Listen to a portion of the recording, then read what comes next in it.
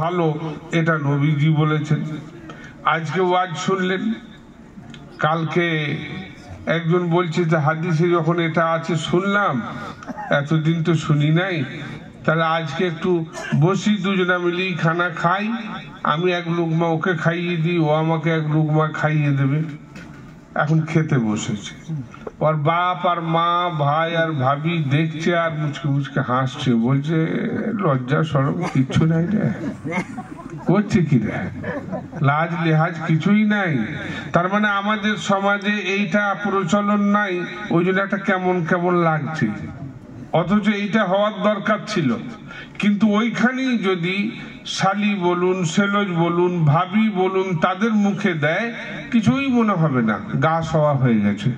কিরম জানেন, বসে আছে বাসেতে একজন লোক, উঠলো মেয়ে মানুষ, দেখছে দাড়ি টুপিওয়ালা লাজ করে সরে যাচ্ছে, পাশের দিকে যে দিল একটা চাচা, যে কাছে একদম গা ঘেঁষে এমন বসেছে, মনে হচ্ছে যেন সেই আপনার সেলজ যেমন বসে নুন দায়ের পাশে, ঠিক ওরম গা ঘেঁষে, মানে আর কোনো পর্দার প্রয়োজন মনে করছে না। অথচ পর্দা তো দুজনার সঙ্গেই করার দরকার ছিল।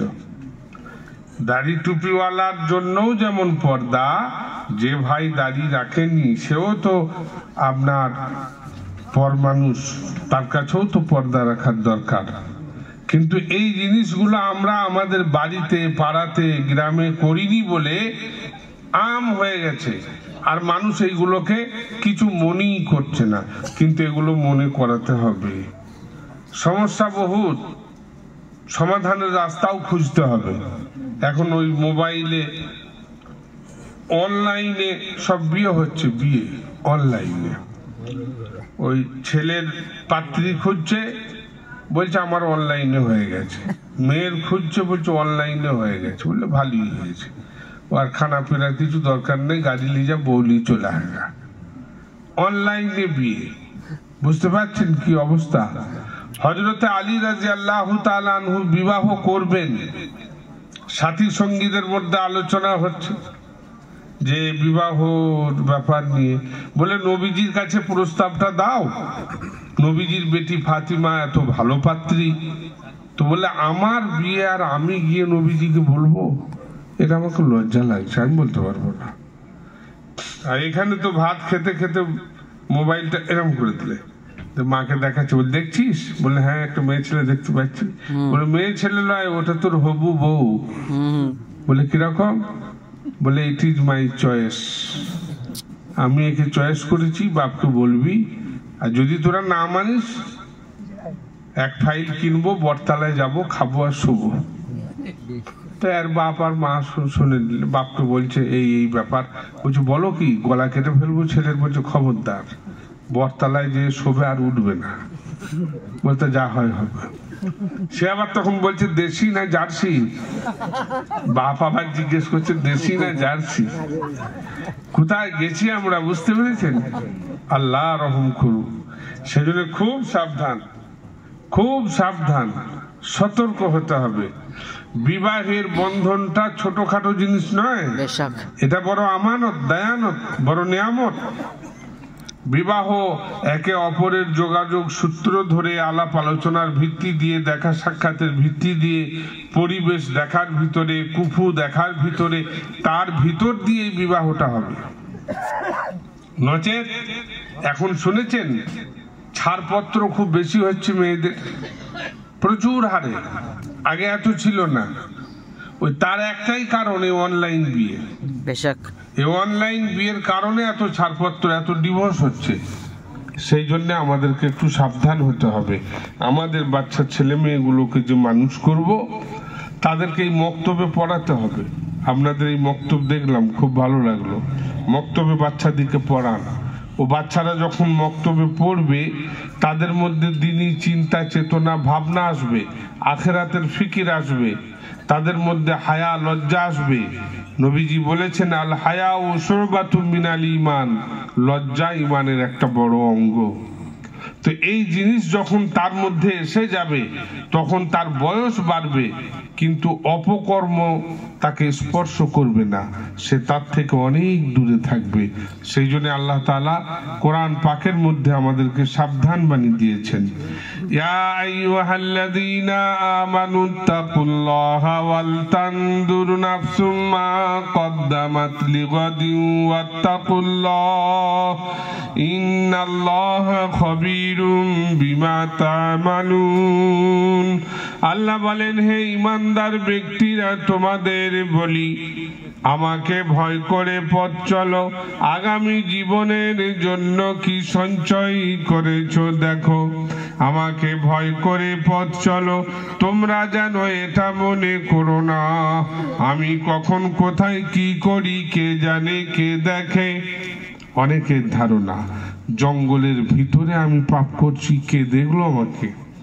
রুদ্ধদ্বার, দরজা জানালা বন্ধ, একটি রুমের ভিতরে কোনো গুনাহে লিপ্ত আছি, কে দেখছে আমাকে? আল্লাহ বলেন, ওয়াল্লাহু বাসীরুম বিল ইবাদ। ওরে আমার বান্দা বান্দিরা, যখন তোমাকে কেউ দেখে না, আমি আল্লাহ দেখি। যখন কেউ শোনে না, আমি আল্লাহ শুনি। আমার কাছে কিছুই লুকায়িত নাই। ওয়াল্লাহু আলিমুম বিজাতিস সুদূর। তোমরা মনে মনে কি পরিকল্পনা জল্পনা করো, তোমার মনের খবর পর্যন্ত আমি আল্লাহ জানি। ভারতের স্যাটেলাইট জানতে পারিনি তোমার মনের মধ্যে কি চলছে, আমেরিকার স্যাটেলাইট ধরতে পারিনি। আল্লাহ বলছেন, আমার কুদরত, আমার স্যাটেলাইট এতটাই তেজ, তোমার মনের ভাবনা পর্যন্ত আমি আল্লাহ জানি। সেই জন্য আল্লাহ সাবধান বাণী করেছেন, ঘরে বাইরে, বাড়িতে, মাদ্রাসাতে, মসজিদে, মক্তবে, ক্লাবে, যেখানেই যাবে, স্কুল কলেজে, সর্বস্তরে আল্লাহর ভয়ে ভীত সন্ত্রস্ত থাকো। যে কাজ করতে যাবে 7 বার ভাবো, আমার আল্লাহ এতে সন্তুষ্ট আছেন তো? আমার আল্লাহ নারাজ হয়ে যাবেন না তো? আল্লাহর ভয়ে ভীত সন্ত্রস্ত হয়ে পথ চলুন, দুনিয়াও সফল কাম হবে, আখিরাতও সফল কাম হবে। কোরআনে আল্লাহ বলেছেন, মান আমিলা সালিহাম মিন যাকারিন ওয়া উনসা ওয়া হুয়া মুমিনুন ফালানুহিয়ান্নাহু হায়াতান তাইয়্যিবা। পুরুষ কিংবা মহিলা যদি তারা ঈমানওয়ালি হয়, নেক আমল করনেওয়ালি হয়, আল্লাহ বলছেন দুটো পুরস্কার আমি আল্লাহ দান করব। 1 নম্বর পুরস্কার হলো দুনিয়াতে শান্তির জীবন পাবে, 2 নম্বর পুরস্কার মরণের পরে জান্নাত পাবে। বল সুবহানাল্লাহ। সুবহানাল্লাহ। তো দুনিয়াতে শান্তি কে না চায়? আপনার সেগুনের পালং 80,000 টাকা দাম, কত মোটা মোটা গদি, কত ভালো সুন্দর করে বেডশিট, সেখানে শুয়ে খালি লাফাচ্ছে, তড়াক তড়াক করে লাফাচ্ছে। বলে কি হলো? ঘুম নাই, শান্তি নাই, অশান্তি বিরাজ করছে। ঈমান আর আমলের ময়দান ঠিক থাকবে, কুঁড়ে ঘরে তালপাতার ছাউনি, একটা চাটাই বিছানো আছে, শুয়ে আছে, অগাধ ঘুমাবে, ঘুমের ট্যাবলেটও খেতে হবে না, আরামের ঘুমে ঘুমাবে। কেন না? আল্লাহর সঙ্গে তার সম্পর্ক হয়ে গেছে। সেই জন্য আমাদেরকে আল্লাহর সঙ্গে সম্পর্ক করতে হবে। আমি বলেছিলাম, উলামায়ে কেরামদের মান মর্যাদা শান এত বেশি কিসের জন্য? কোরআন হাদিসে তাদের মান শান দামের কথা কেন বর্ণনা হয়েছে? এই কারণেই। দারুল উলুম দেওবন্দ মাদ্রাসার সেক্রেটারি ছিলেন হযরত মাওলানা কারি তৈয়ব সাহেব রহমতুল্লাহ আলাইহি। তা সেই জামানার বিখ্যাত বক্তাও ছিলেন, বড় আলিমও ছিলেন, বড় বুজুর্গ আল্লাহওয়ালাও ছিলেন। একবার সফরে যাচ্ছেন, যেতে যেতে ওনার সঙ্গে একজন মুরিদ আছে। বললে, হুজুর, এই যে লোকে বলে আল্লাহ মক্কা মদিনায় যেন মৃত্যু হয়, তা সবাই তো নিজের নিজের ঈমান আমলে পেরুবে, তা মক্কা মদিনায় মরে কি লাভ হবে? তো বলে ঠিক আছে তুমি চলো বলবো। বলছে না হুজুর, এর উত্তর দিতে হবে, না হলে আমি পালাবো। তুমি চলো না। যখন সেখানে গিয়ে পৌঁছালেন, তা এখন তো ফ্যান আর তখন হাত পাখা। দুজন খাদিম তারা এসে হযরতকে একটু হাওয়া করছেন, আর ওই পাশে মুরিদরা বসে আছে। তো উনি জিজ্ঞাসা করলেন মুরিদকে, বলে হ্যাঁ বাবা হাওয়া পাচ্ছ? বলে জি। বলে তুমি রাস্তায় একটা প্রশ্ন করেছিলে না, তার উত্তর আমি দিয়ে দিলাম। বলে কি করে হলো? আমি তো বুঝলাম না। বলে বুঝতে পারলে না? বলে না। বলে এদিকে জিজ্ঞাসা করো হাওয়া কাকে করছো? বলে এই তোমরা কাকে হাওয়া করছো? বলে হুজুরকে করছি। বলে হাওয়া আমাকে করছে, আর হাওয়া তুমি পাচ্ছ। মক্কা মদিনায় নবী এবং রসুলগণের কবর আছে, সাহাবায়ে কেরামদের কবর আছে। আল্লাহর রহমতের ঝর্ণা সেখানে ঝরতে থাকে। যখন নবী রসুল সাহাবাদের কবরে আল্লাহর রহমতের ঝর্ণা ঝরবে, সেই কবরস্থানে যারা শুয়ে থাকবে ওই ঝর্ণা তারাও পাবে। সেই কারণে মানুষ বলে আল্লাহ মক্কা মদিনায় যেন মৃত্যু হয়। তো আলেম ওলামারা আল্লাহর কাছে বড় পেয়ারা এবং প্রিয় মানুষ। আপনার আমার গ্রামে আলেম ওলামা তৈরি হোক এবং আমাদের কবরস্থানে আলেম ওলামারা দাফন হোক। আল্লাহ তাআলা এই উলামায়ে কেরামদের কবরে রহমত করবেন, তো পুরো কবরস্থানে যারা থাকবে তারাও সেই রহমতের ভাগীদার হবে। এরা কম না। সেই জন্যে আল্লাহ তাআলা কোরআন পাকের মধ্যে মানে আপনার উলামায়ে কেরামদের মানের কথা বলেছেন, নবীজি হাদিস শরীফে তাদের মানের কথা বলেছেন। আর এই কারণেই আলেম ওলামা বুজুর্গানে দিনেদের নিয়ে এসে জালসা জুলুস মাহফিল মজলিস গুলো হতে থাকে, যে মানুষ কোরআন হাদিসের আলোকে কিছু কথা শুনে নিজেদের জীবনটাকে গড়ে নিই। তা আমরা প্রথমেই ঠিক করে নিয়েছি আমরা ঈমানওয়ালা। তা আল্লাহ যখন আমাদেরকে ঈমান দিয়েছেন, এই ঈমানের হেফাজতের দায়িত্ব আমাদের। আজ কাওয়ালি করতে করতে বলল, নবী আমার মেরাজে গেল, 90,000 কালাম হলো, 30 পারা জাহের করিল, বাকি সব বাতুনে দিল। খালি মারছে সুর, সবাই শুনছে দারুণ বলেছে। বাবু কি বললো? বলে নবীজি মেরাজে গিয়েছিলেন, 90 পারা কোরআন, 30 পারা বাইরে আছে, 60 পারা ভেতরে আছে। লোক শুনছে, সুর মারছে, আর এরাও হরতাল দিচ্ছে, বলে দারুণ হচ্ছে দারুণ হচ্ছে। কিন্তু এই মৌলানা সাহেবগুলো বলে সর্বনাশ করলে তো। বলে কেন? কোরআন وَإِن كُنتُمْ فِي رَيْبٍ مِّمَّا نَزَّلْنَا عَلَى عَبْدِنَا فَأْتُوا بِسُورَةٍ مِّن مِّثْلِهِ وَادْعُوا شُهَدَاءَكُم مِّن دُونِ اللَّهِ إِن كُنتُمْ صَادِقِينَ। আল্লাহ বলেন, ওগো বিশ্ব নবী, আপনার উপরে আমি কোরআন অবতীর্ণ করেছি, আপনি চ্যালেঞ্জ ছুড়ে দেন, বলে দেন এই কোরআন 30 পারা। তোমাদের যাদের মনে মনে সন্দেহ হচ্ছে, কোরআন 30 নয়, 40, 60, 90, 31 পারার একটি আয়াত বলো, 31 পারার একটা সূরা বলো।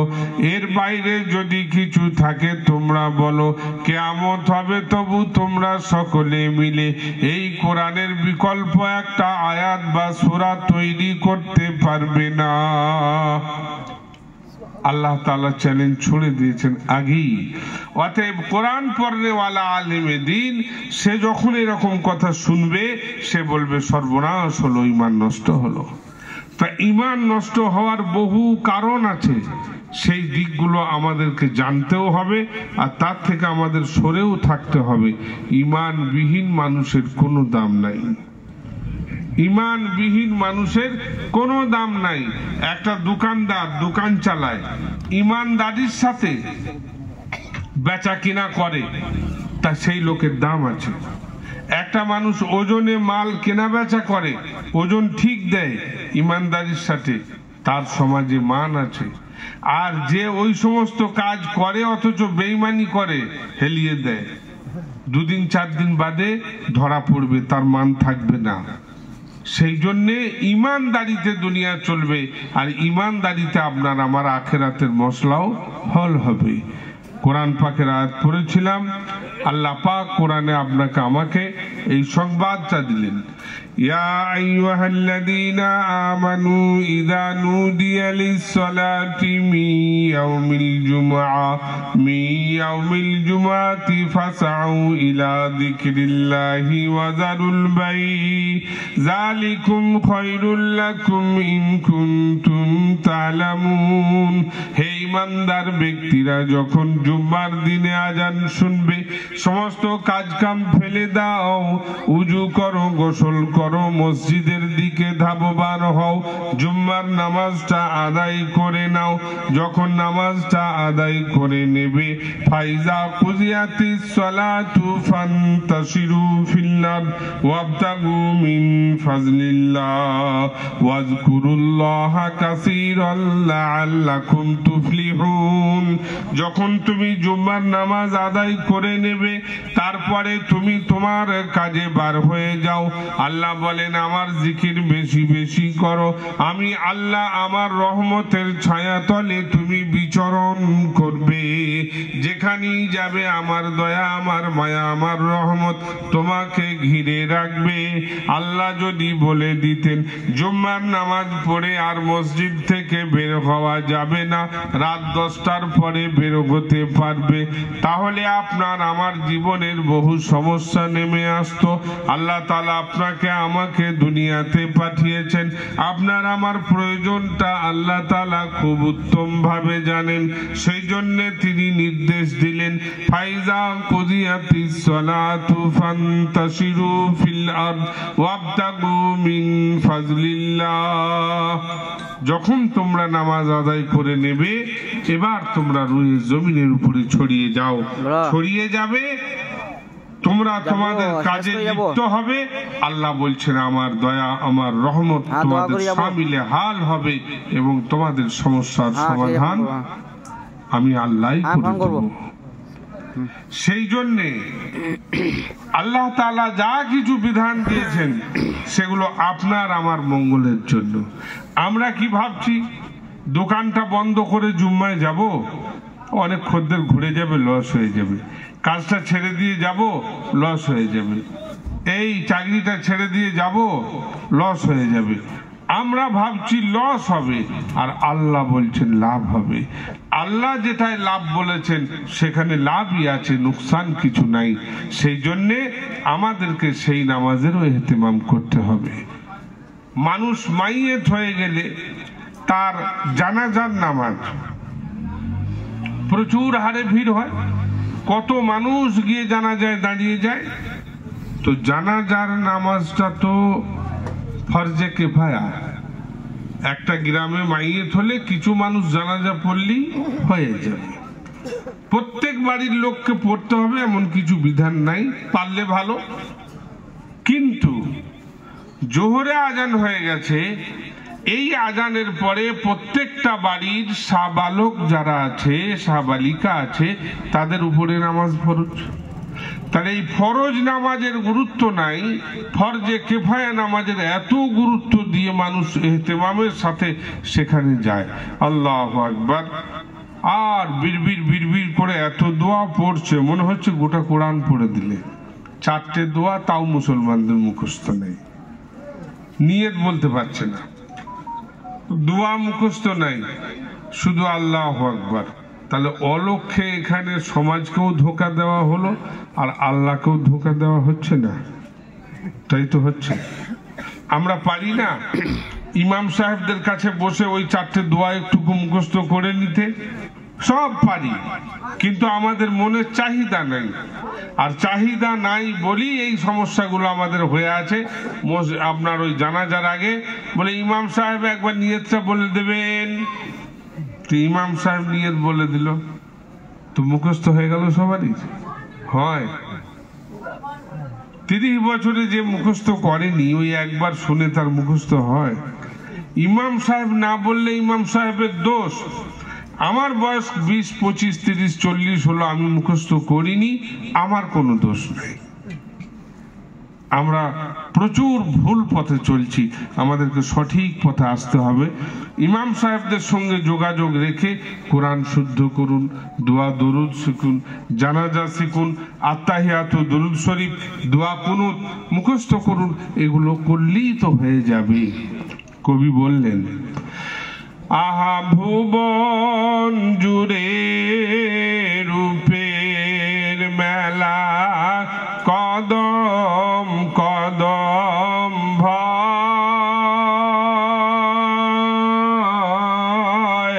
আর জানি না মন কোথায় কখন পথি বসে রয়।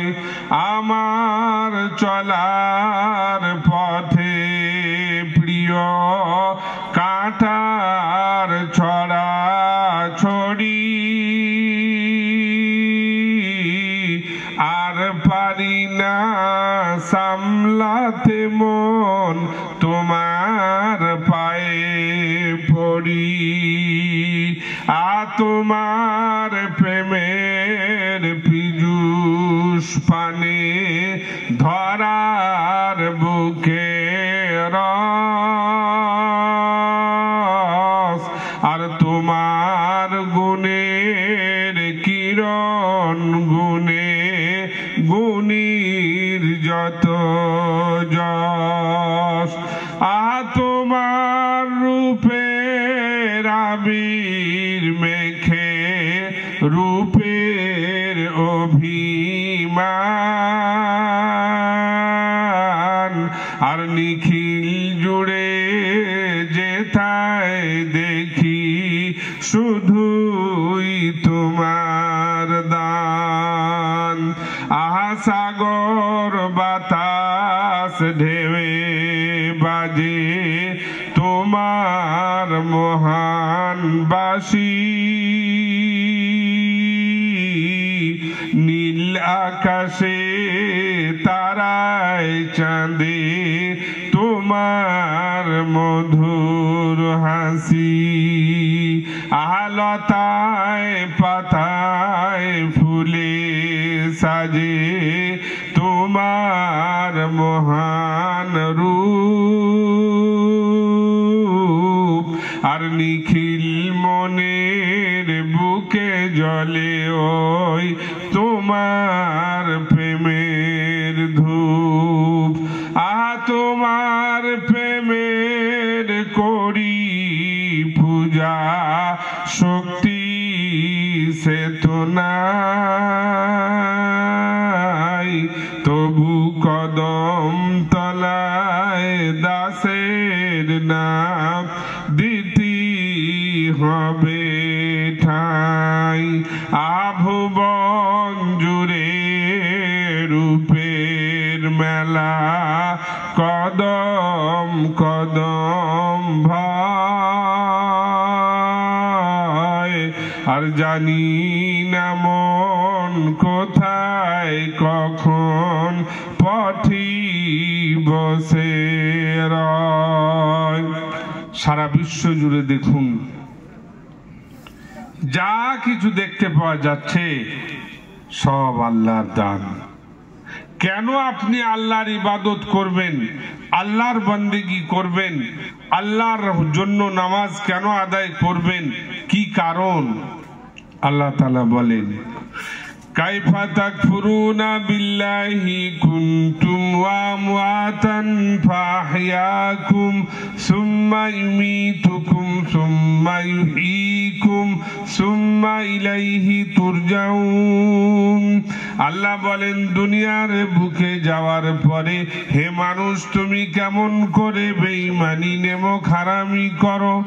তুমি মায়ের গর্ভে মৃত ছিলে, আমি আল্লাহ তোমাকে জীবিত করলাম। যখন মায়ের গর্ভে বাচ্চাটা 4 মাস হয় তখন নাফাখতু ফীহি মির রূহ, আল্লাহ তাআলা তার মধ্যে রূহ প্রদান করেন, তবে বাচ্চা নড়াচড়া করে। তার আগে পর্যন্ত মৃত ছিল। আল্লাহ বলেন, মায়ের গর্ভে তুমি মৃত, আমি আল্লাহ তোমাকে জীবিত করলাম, দুনিয়ার বুকে এনেছি, আবার তোমাকে মৃত্যু দেব, কবরে শুইয়ে দেবে, আবার তোমাকে